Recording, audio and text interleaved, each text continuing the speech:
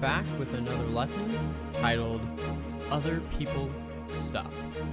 And we are on the final commandment, and the topic is coveting, which is the concept of desiring what is not yours. Coveting will make you look at what others have and think, I deserve that. I won't be happy until I get it. But lo and behold, even when you get said desired thing, you've already moved on to coveting something else or on to a newer model. A lot of marketing and political campaigns are built on coveting.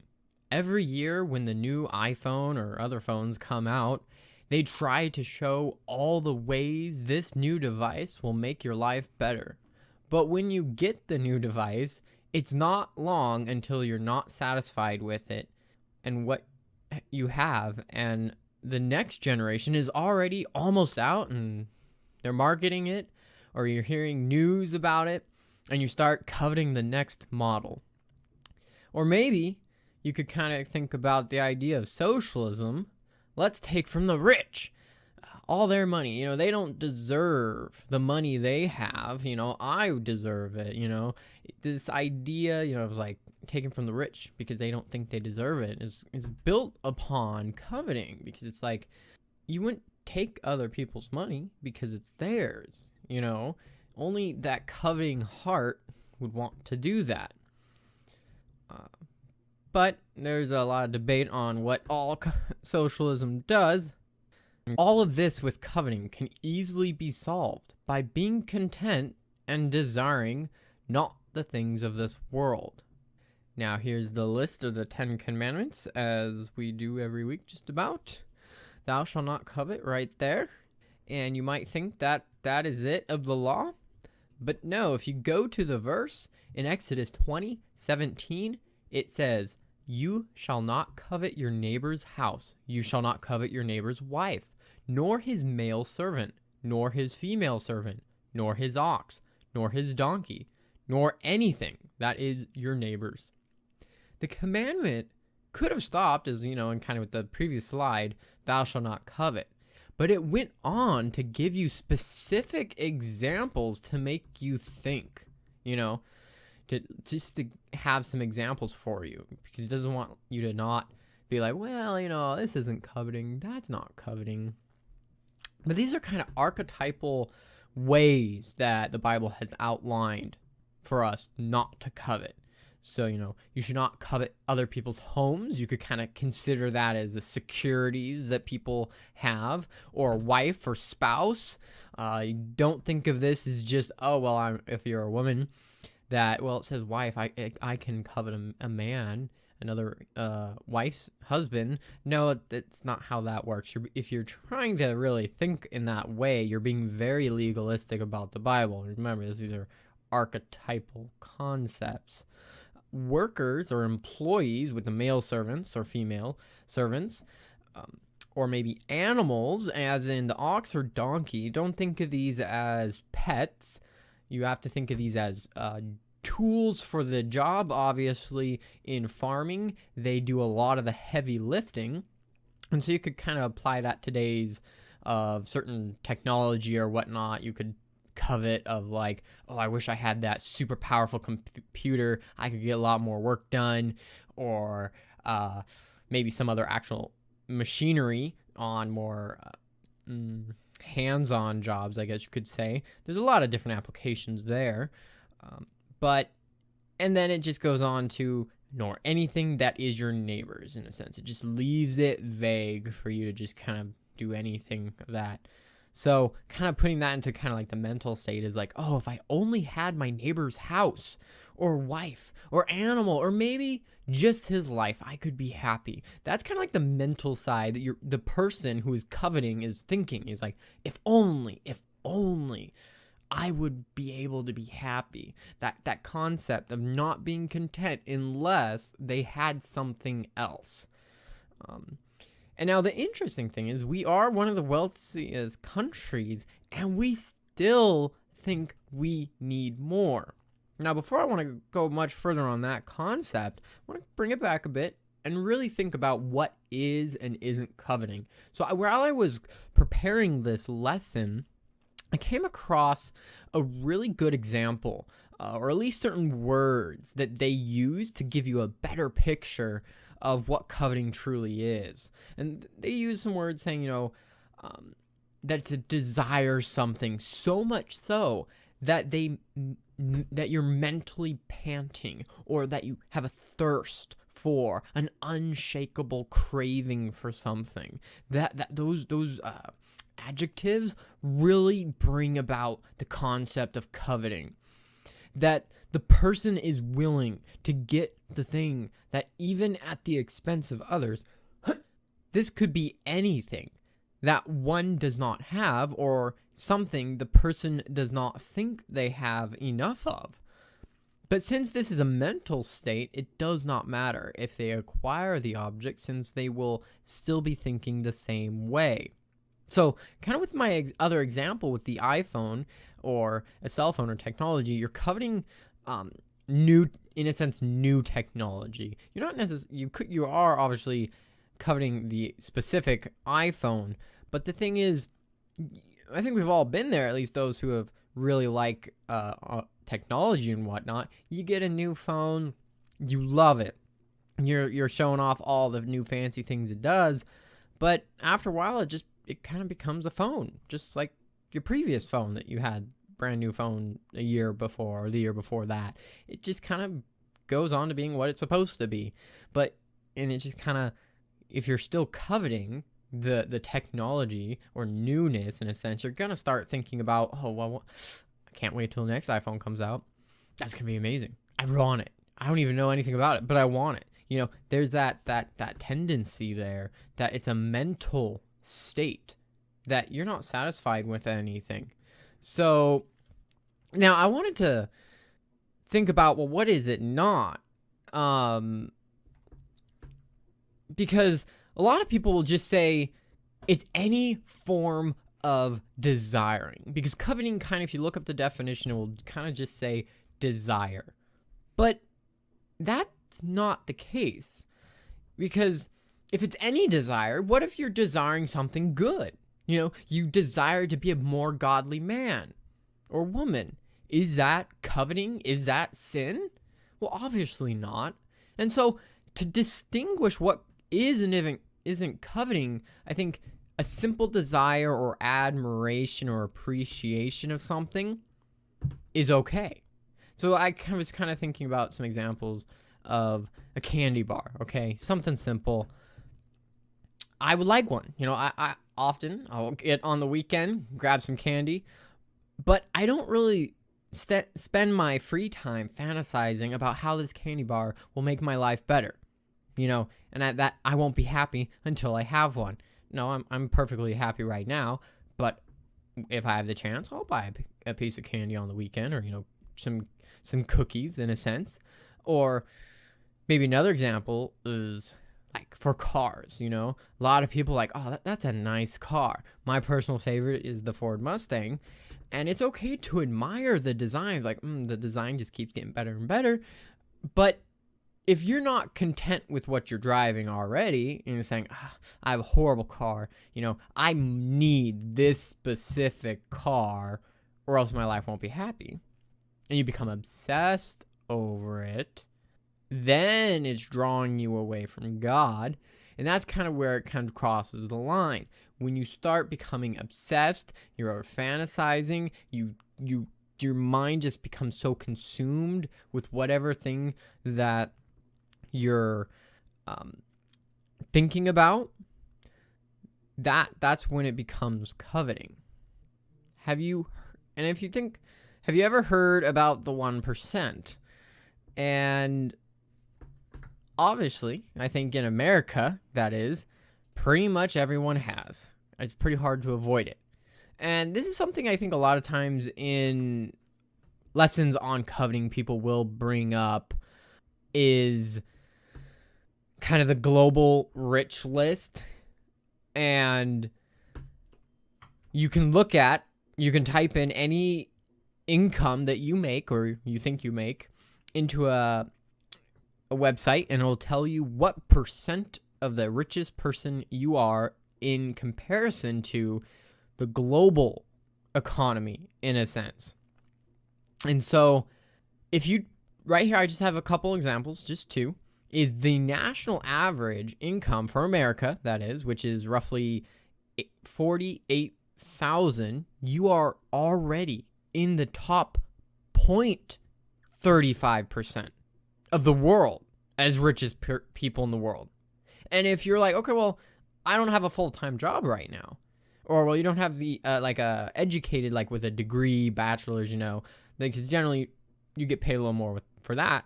But I brought it down to, okay, full-time minimum wage.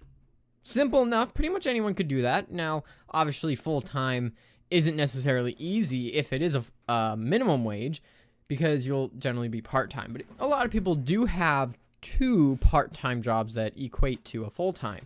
But if you work that out, it's roughly $25K a year. And if you do that, it is 2%. You are in the top 2% of the world. And yet, we as Americans are still coveting. We're still not satisfied with what we have. So that's just something really interesting, that as we kind of relate things to coveting is how things relate to the world on a global scale. So what other things that kind of brought up, which was really interesting with one of the sermons I was listening to, is that this verse on coveting is not specific for, oh, you only make this amount of money? Well then, you are allowed to covet. No. The Bible is clear coveting is wrong for the richest person, the top 0.35%, 0.001%, to the poorest person in the world. It doesn't say, well, oh, okay, well, this person's so poor, of course. Okay, it's okay for him to covet. He doesn't have anything, so it's okay. No, the Bible isn't like that. It's clear that no matter where you are in the world, no matter what you have or what you don't have, you're still not supposed to covet. And that's why it's a mental state. The poor person, wherever that person is supposed to be just as content than the rich person. It doesn't matter. And you'd think that it would be easier to be content with life and the things you have, with the more you have. But a lot of times it's actually the opposite, that the less you have, the easier it is to be content with life, because you kind of realize what truly is and isn't important. Now, coveting is tied to idolatry. And because coveting is really, if you boil it down, is the worship of things, or you could say ideas of the world. And if you haven't realized it yet, we've come full circle in the 10 Commandments, starting with the prohibition against idolatry, and we're already ending with idolatry, kind of more of a specific examples of it, but it is essentially the same thing. Now in Colossians 3:5-6, it says, therefore, put to death your members which are on the earth, fornication, uncleanliness, passion, evil desire, and covetousness, which is idolatry. Because of these things, the wrath of God is coming upon the sons of disobedience. So it's simple. God, coming in judgment, listing out a few of these things, and then specifically stating covetousness is idolatry. And so it's fairly clear it is idolatry. Now, coveting is an issue of the heart and or the mind, as we kind of talked about. But I have a few verses to go through. 1 Timothy 6:10-11 says, for the love of money is a root of all kinds of evil, for which some have strayed from the faith in their greediness and pierced themselves through the many sorrows. But you, O man of God, flee these things and pursue righteousness, godliness, faith, love, patience, gentleness. So money, coveting money, or loving money, being obsessed with money can really bring you down the rabbit hole, in a sense, to do many horrible things. You can cheat, lie, steal, in your attempts to climb up the corporate ladder, if that's what you're trying to do. Well, there's many other things that you could be doing to achieve your money, in a sense, in your pursuit to acquire it. But God says, flee these things, pursue righteousness, godliness, faith, love, and patience, and gentleness. These are much more important than just having money. Money isn't the end all. Sure, it definitely helps in many situations, but that's not what life is all about. Now, the thing to be pointed out, obviously, is every time someone brings up this verse, is it does say, for the love of money is the root of all kinds of evil. Not to say that for money is the root of all kinds of evil. It's the concept of loving money and or coveting money. That is what is wrong. Because obviously, you kind of do need money, or at least a certain amount, to get by in this world, to pay for rent, to buy food. There's a lot of things you do need money for. So it's not that money is wrong in it of itself. It's just the concept of being consumed by it. Now, another verse in Matthew says, for what profit is it to a man if he gains the whole world and loses his own soul? Or what will a man give in exchange for his soul? For the Son of Man will come in the glory of his Father with his angels, and then he will reward each according to his works. This is real simple, is saying that, kind of tying on the past verses, you could have all the money in the world. You could be the richest man in this world. You could be Bill Gates. You could be Warren Buffett. You could be, Tim Cook. You could be any of them. But at the end of the day, being rich, having all the nice things in life does not matter at all if your soul is not saved, if you're not going to the right place at the end of your life. And so this verse is obviously saying, focus on the things that matter. It's better to be the poorest person in the world and know you're ending up in heaven than the richest person going to hell at the end of the day. So that's really what this verse is talking about. Now, Acts 20:33 through 35, it says, I have coveted no one's silver or gold or apparel. Yes, you yourselves know that these hands have provided for my necessities. And for those who were with me, I have shown you in every way by laboring like this, that you must support the weak. And remember the words of the Lord Jesus, that he said, it is more blessed to give than to receive. So this is Paul speaking to the elders before he leaves, that he's saying, look, I, with my own hands, have worked for, in a sense, my own necessities. I've provided for myself. I did not request your money, in a sense, to be paid like many other pastors have. But he goes on to saying that it is more blessed to give than to receive. It's like he's reminding, Jesus told everyone that that is what's more important. And he's saying that it's, he didn't covet the gold. He didn't covet the silver. And his solution was by working, in a sense. He says, don't need to covet it. Get to work, in a sense. And he brings up this interesting dichotomy, I guess you could say, is between the coveting and the giving. If you're consumed with coveting other people's stuff, then you're not going to be interested at all by taking care of the poor, by giving to others. You are concerned with yourself and the things that you want in life. So that is one of the very key components to coveting, and why it's very important to not covet, because it really will affect society as a whole. Moving on, though, to another verse. In Matthew, it says, Jesus said to him, "If you want to be perfect, go sell what you have and give to the poor, and you will have treasures in heaven, and come follow me." But when the young man heard that saying, he went away sorrowful, for he had great possessions. Then Jesus said to his disciples, "Assuredly I say to you that it is hard for a rich man to enter the kingdom of heaven."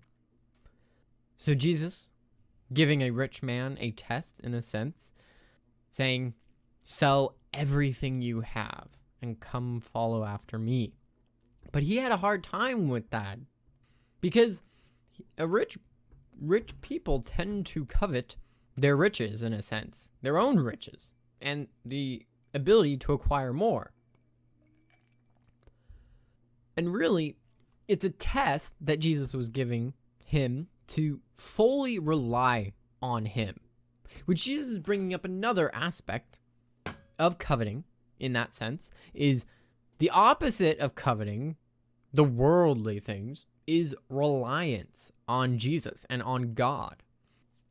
But if you're relying on your own riches and on the ability to become rich, then you're not going to be interested or have a easy time with relying on Jesus, because you don't actually rely on Jesus. You rely on the money you have or the job you have. You're not really so concerned with Jesus. Now, of course, this has to kind of go goes without saying almost, or what needs to be said is this verse is obviously not saying that everyone needs to go sell everything and become a monk or become a missionary. This is, I think, a specific test to demonstrate a lesson. Now, some actual examples of coveting that I kind of was coming up with, just a few that kind of came to mind, are David and Bathsheba. Very obvious one that everyone should probably know. David saw Bathsheba on the rooftops and started coveting the woman, and went on to further than just coveting, and went on to murdering Bathsheba's husband, and adultery because he slept with her. And so it went in a progression of getting worse and worse. But the first step was the coveting of another man's wife, just as it was in the 10 Commandment verse. Now, another one was Cain and Abel. Now, I want to put, as it says, put an asterisk on acceptance, because I think we all also know the story of Cain and Abel. Cain and Abel were bringing offerings to God, and Abel's was accepted. God appreciated. Cain's was not. But God did say, hey, if you do the right thing, your offering will be accepted. But Cain did not want to go in line with what God said. His solution was murdering Abel.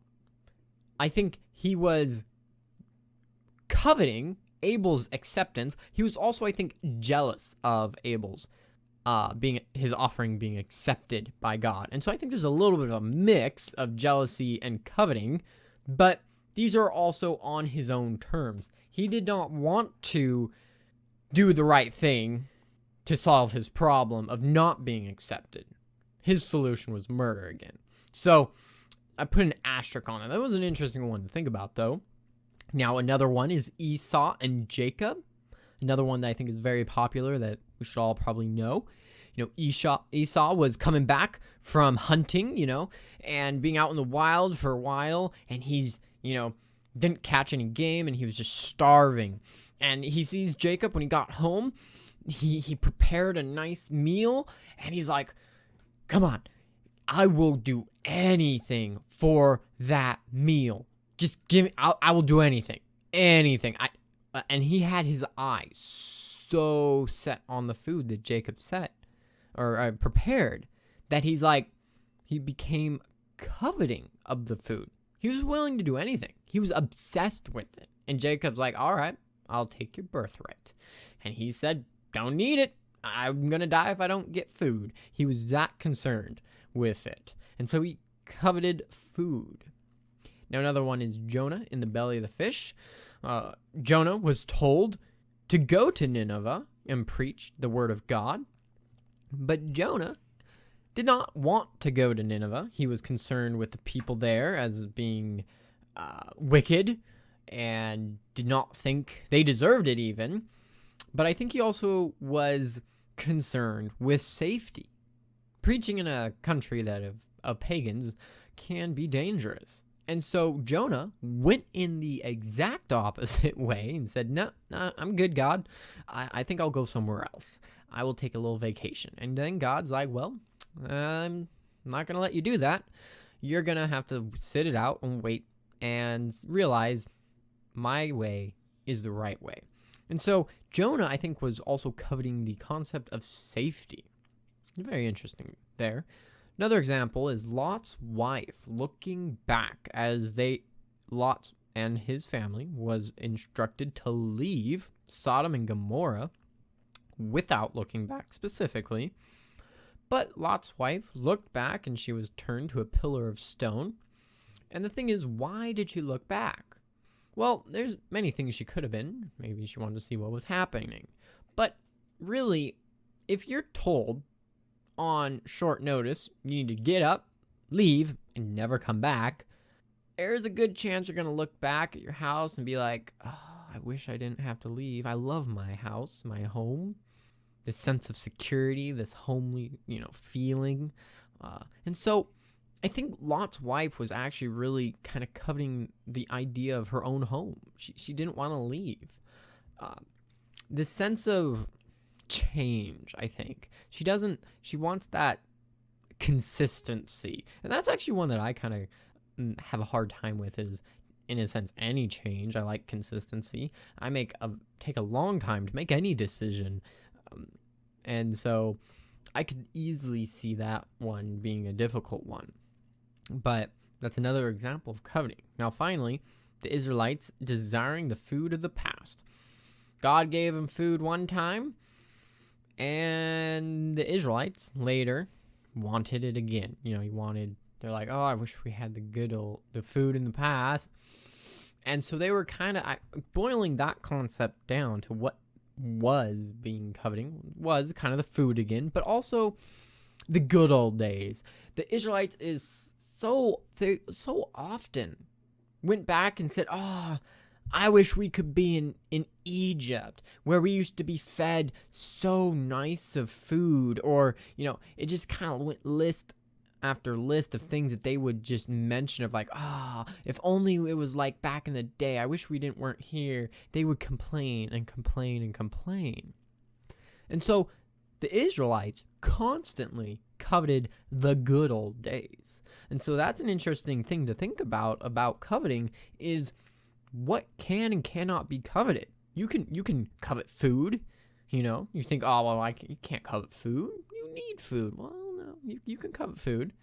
You can even covet a concept, as in security, consistency, or maybe even your own house, something you own. Or simply the good old days, the past. You can covet how it used to be. So there's a lot. These are just a few examples that came to mind as I was kind of putting together this lesson. But really it boils down to distorted priorities. In Philippians 4:19 it says, and my God will liberally supply your every need according to his riches in glory in Christ Jesus. This is a verse saying that God will take care of you. He'll liberally take care of you, in a sense. He will give you what you need.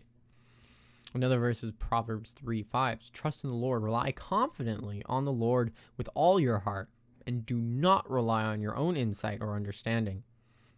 You got to rely on God, not on what you think will save you.